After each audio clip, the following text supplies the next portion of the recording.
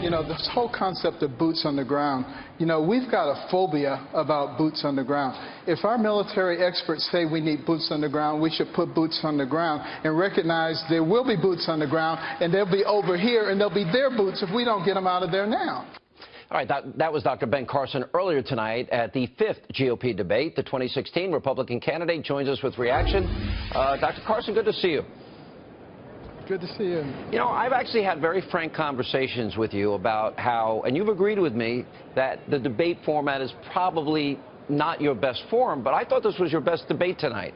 I thought you showed a lot of energy. You seemed very comfortable up there. Did you feel different tonight? Yeah, well, each one of the debates gets a little bit easier. You feel more comfortable with the format. So I think by the time we get to the end of them, I'll be rocking. All right, I'll take that as that you were happy up there. One of the things that really stood out to me is, and I thought you had a really good answer at 2 different points about one being a citizen statesman and how our country was designed, and more importantly, and I guess this is a tough question. If you're going to be a commander-in-chief, the odds are that you're going to have to make a call that will kill people. And I want you to go into a little bit more detail, because this is a dangerous world full of lots of evil. We lost 100 million souls in the last century alone. We have evil in the form of ISIS today. Tell us what would go through your mind in factoring in a decision where you're going to have to take lives. Well, you always do, or at least I always do, a best-worst analysis. I ask 4 questions. What's the best thing that happens if I do this? What's the worst thing that happens if I do this? What's the best thing that happens if I don't do this? And what's the worst thing that happens if I don't do this? And when you answer those, you can come out with the best choice. And sometimes there's not a perfect choice.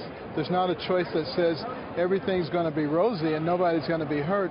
But there is a choice that says the least number of people will be hurt in this scenario. There were 2 things you said tonight: that you want to declare war and defeat the caliphate. Do you think most people are understanding of what the caliphate means? I think a lot of people understand it. I mean, clearly, it's a major part of Islam, and particularly radical Islam, the jihadist movement. Jihad globally cannot occur unless you have a caliph, and you can't have a caliph unless you have a caliphate, which is actual territory. The last time they had that was in Turkey. That was finished in 1924. So this is an exciting time for them. And, we really need to concentrate on taking that away from them. If they don't have that, they go back to square one. That's where we want them, at square one. Yeah. It's very interesting. I had Nigel Farage, European Member of Parliament, on my radio show earlier today. And he talked about in Great Britain, of all places, where I think Europe is one example how in Europe I think they have gone to great lengths to accommodate not assimilation, but separation, if you will. And in Great Britain, I didn't know, there were 85 separate Sharia courts. 80% of Muslims in Great Britain are not recognized as marriages when they get married, because it is done within their own circles. He says the no-go zones are real, but 85 Sharia courts separate and apart from. What does that tell us about people that come from very different cultures than ours, and this big cultural divide? If you grow up under Sharia law, are you here to assimilate, or are you coming to bring your values with you? How important a factor is that when we talk about the Syrian refugees or immigration? It's a huge factor. A few years back, the Australian Prime Minister, they were having quite a problem with refugees coming in, and he finally pulled a Teddy Roosevelt on them. In 1907, Teddy Roosevelt said, "We welcome people from any part of the world if they want to come here, and if they want to be Americans, if they want to assimilate. They're not welcome if they don't want to be." And that's because we have a culture of our own that we want to preserve. There is nothing wrong with that. If they don't like our culture, they don't need to come. I don't think that's mean. I think that's just self-preservation. How do you ascertain that? I think you have to look at the pattern. If 10,000 people come in from a certain place and 9,500 of them assimilate and the other 5 don't, that says one thing.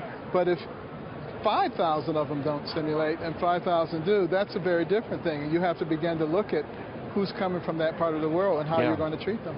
I found your answer tonight. Another thing is, as the debate was moving on and you were debating the issue of whether or not there are rebels that can be supported in some of these conflicts or some dictators, you said something that I know a lot of American people agree with and it resonates with people, and that is we've got to fix America first, I think was the exact words you used.